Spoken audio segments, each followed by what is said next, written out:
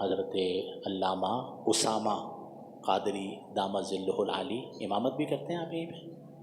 نہیں، اس مسجد سے وابستہ ہیں اور غالباً 17ویں محفل کا آپ نے اعلان کیا۔ آپ یقین کیجئے کہ میں اس طرح کی محفل اگر مجھے ملے تو مجھے بڑا مزہ آتا ہے۔ کیا آتا ہے؟ اس کی وجہ یہ ہے کہ اس طرح کی محافل سے دین شروع ہوا۔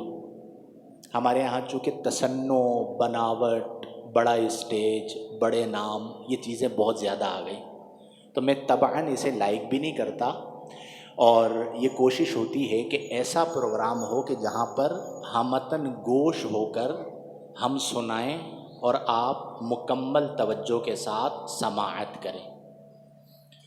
اور یہ ہم پر اللہ کا فضل ہے، اس میں کوئی شک نہیں ہے کہ اللہ نے آج کے پرفتن دور میں ہمیں مسجد میں بیٹھنے کی توفیق عطا فرمائی ہے۔ کوئی کس کام میں، کوئی کس کام میں، الحمدللہ ہم ذکر خدا و مصطفیٰ میں ہمتاً مصروف نظر آتے ہیں۔ تو اس لیے آپ سب سے میری گزارش ہے، اسے درس قرآن کا نام دیا نا آپ نے؟ جی ہاں، تو درس قرآن کی چونکہ یہ محفل ہے تو قرآنی آیات اور آیات کی احادیث کی روشنی میں تشریح، یہ یاد رکھیں کہ قرآن کی تفسیر احادیث سے کرنا یہ اہل سنت کا طریقہ ہے۔ خارجیوں کا طریقہ یہ ہے کہ وہ تفسیر قرآن احادیث سے نہیں کرتے، اپنی رائے سے کرتے ہیں۔ تو ان دونوں چیزوں کو میں آپ کی گوش گزار کروں گا، امید ہے کہ آپ توجہ سے سماعت فرمائیں گے تاکہ ہم کچھ سیکھ کر جائیں۔ میں نے ایک آیہ مبارکہ کا حصہ پڑھا، اللہ نے فرمایا کہ وَمَن يُؤْمِن بِاللَّهِ، اور جو اللہ پر ایمان لاتا ہے، یہدی قلبہ، تو اللہ تعالیٰ اس کے دل کو ہدایت عطا فرماتا ہے۔ کس کو ہدایت عطا فرماتا ہے؟ اونچی آواز سے بولیے، دل کو۔ اب دو چیزیں ہوتی ہیں، آپ سب میں بھی وہ دو چیزیں موجود ہیں، ایک ہوتی ہے عقل اور ایک ہوتا ہے قلب، یعنی دماغ اور دل۔ اب یہ جو دماغ ہے، برین جسے آپ کہتے ہیں، اصل یہ نہیں ہوتا، بلکہ اس میں ایک چیز رکھی گئی ہے جسے کہا جاتا ہے عقل۔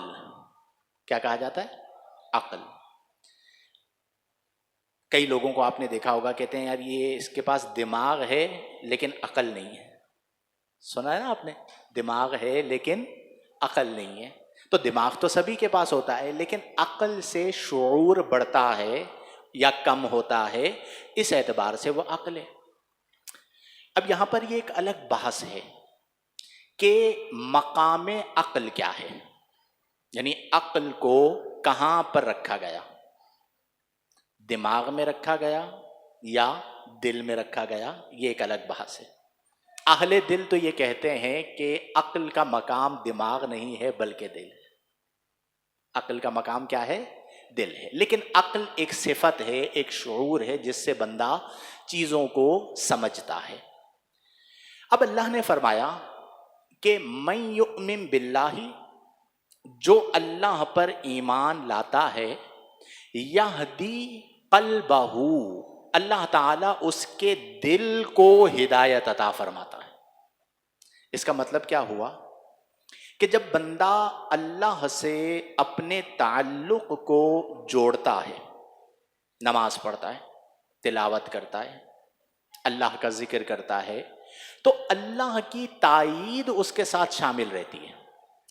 ظاہراً اسے کوئی سبب ظاہری ملے یا نہ ملے، اللہ کا فیصلہ یہ ہے کہ یہدی قلبہ، اللہ اپنے بندہ مومن کی رہنمائی کر رہا ہوتا ہے، اسے ہدایت عطا فرما رہا ہوتا ہے۔ اب یہاں پر تذکرہ کس کا آیا؟ بولیے اونچی آواز سے، دل کا۔ دل میں کتنے حروف ہیں؟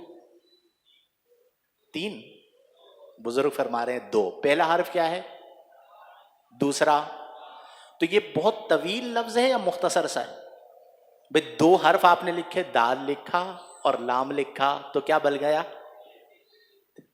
شاعر کہتے ہیں کہ مختصر اتنا، مختصر اتنا کہ دو لفظوں سے بن جاتا ہے، بولے ذرا میرے ساتھ، مختصر اتنا کہ دو لفظوں سے بن جاتا ہے دل، اور وسیع اتنا کہ اس میں دو جہاں کے راز ہیں۔